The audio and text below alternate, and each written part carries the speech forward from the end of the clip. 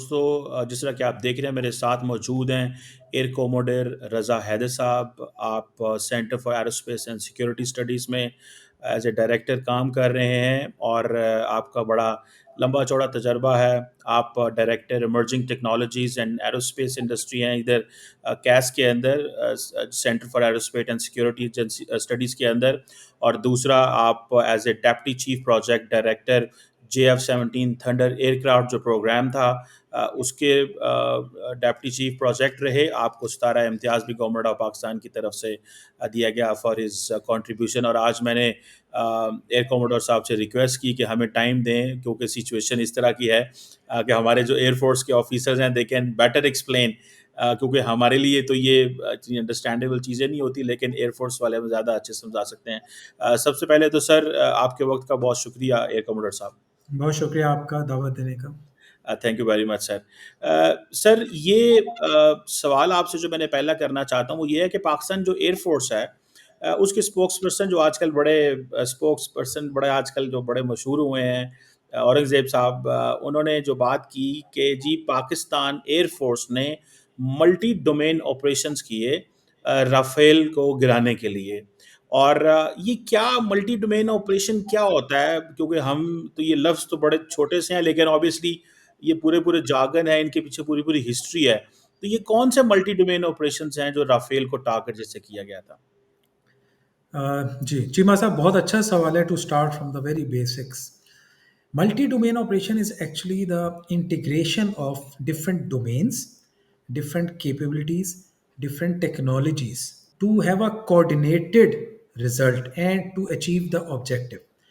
In short, if you combine all your capabilities and make them as a concentrated force to achieve the objective is actually multi-domain operations. और multi domain operation is actually one of the strength of Pakistan air force जो उस दिन अल्हम्दुलिल्लाह Pakistan air force ने use की against the Indian air force attack.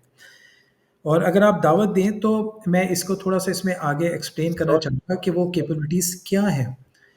Actually Pakistan air force की मैं समझता हूँ थ्री एट्रीब्यूट्स हैं which used on that day very effectively against the Indian air force. And the number one is multi-domain operation. And as I told you, multi-domain operation is an integration of different capabilities and technologies. तो वो कौन सी है? इसमें first हमारी बनती है technology या capability, वो है aircraft.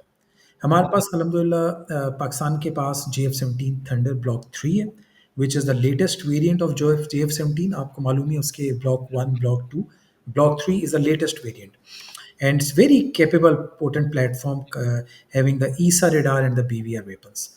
Then we have J-10C. J-10C is another very highly capable high-tech aircraft that is also having the BVR and ESA radar. And then we have F-16s. You already know about it.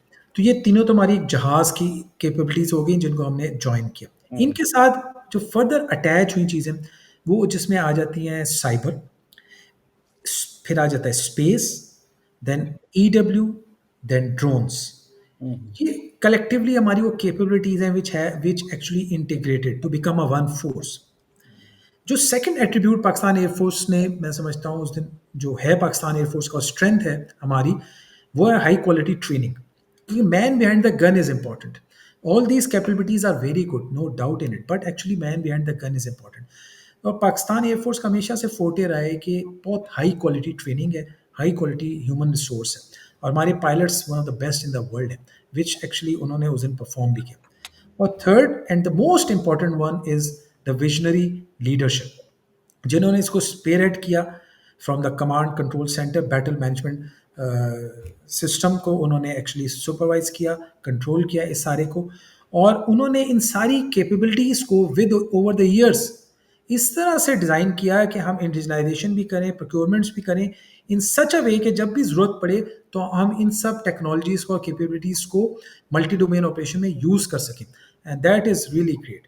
और ये जो उस दिन का वाक़या है 6-7 का encounter combat है, अल्हम्दुलिल्लाह आप देखिएगा इंशाल्लाह it will be written in the textbooks and the many books will be written on it by the different aviation historians, और किस तरह से ये कॉम्बैट हुआ। और विद इन 1 आवर आप देखें तो हमारी तरफ जंग का पल्ला आ चुका था। ये जो साइबर एंड स्पेस है, मल्टी डोमेन ऑपरेशन के अंदर, इससे क्या मुराद है? ये कैसे इस्तेमाल हुए थे?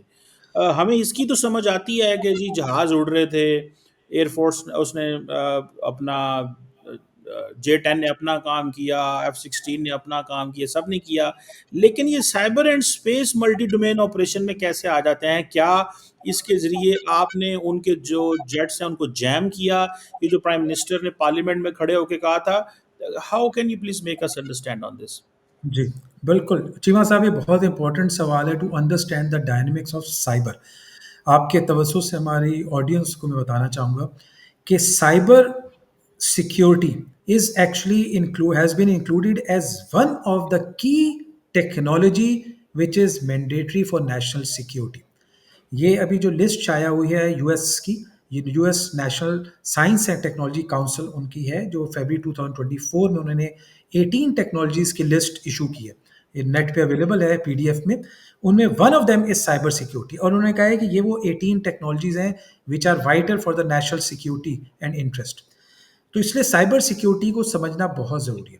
नंबर टू, जो फिफ्थ जनरेशन वॉरफेयर है उसके तीन बेसिक एलिमेंट्स हैं। One is use of emerging technologies, number two is cyber warfare, and third is psychological warfare. Psychological warfare में आ जाता है media warfare, disinformation, misinformation, ये सारा नेरेटिव बिल्डिंग। तो नंबर टू पे है साइबर वॉरफेयर। तो साइबर के बगैर तो अब कोई वॉर फ्यूचर में मुकम्मल ही नहीं होगी, क्योंकि फिफ्थ जनरेशन वॉरफेयर जो आजकल चल रही है उसका ये एक मेजर पार्ट है। अब आते हैं आपके सवाल की तरफ कि ये बेसिकली किस तरह होता, किस तरह है। देखिए, cyber is basically to in the cyber attack या साइबर सिक्योरिटी में you attack the data, either destroy the data,